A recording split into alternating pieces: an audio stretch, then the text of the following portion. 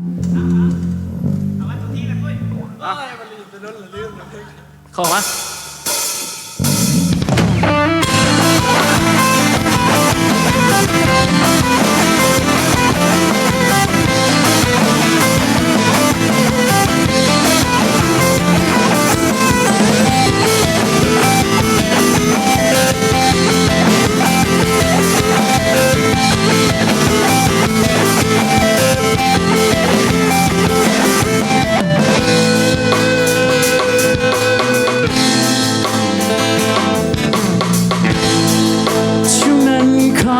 ฉันจอ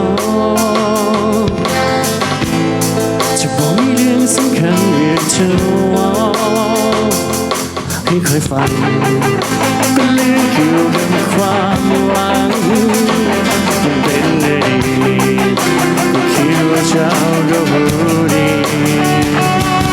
จะเป็นต้องเรียบเรียงพวกนั้นกูยังไม่คุ้นไปของมันขึ้นมากูต้องมาอธิบายกูอยากยินกูอยากจะฟังกูอยากทำคู่พอแล้วพอกูอยากได้ยินจะเคยทักใครกูอยากให้ฟังจะเป็นของคนอื่นซึ้งใจอยากจะฟังเพียงเท่านั้นคอยจะเดินพอมีบ่สำคัญที่จะขอใครก็สองเราแล้วจงฟังคือจะทำทุกอย่างที่เป็นจริง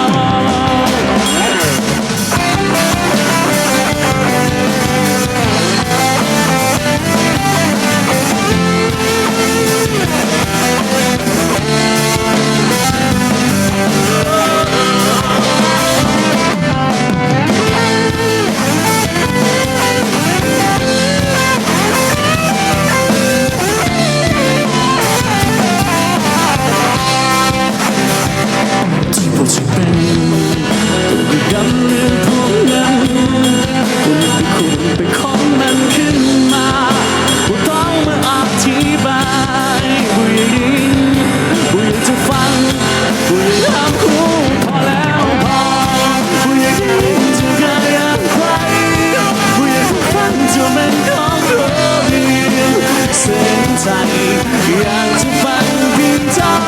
นั้นคอยจะเดินไปบ่สำคัญจะขอใครก็สองเราแล้วจงฟังคือจะทำพอแล้วพอกูอยากยินจะแค่หาใครกูอยากให้ฟังจะเป็นของคนอื่นซึ้งใจอยากจะฟังเพียงเท่านั้นคอยจะเดินไป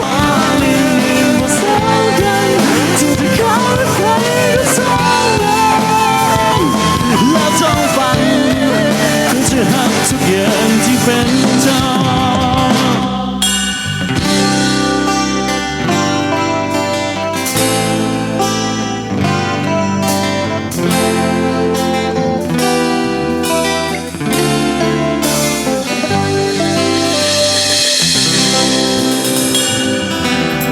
เป็นทองยิ่งต่อมาเลย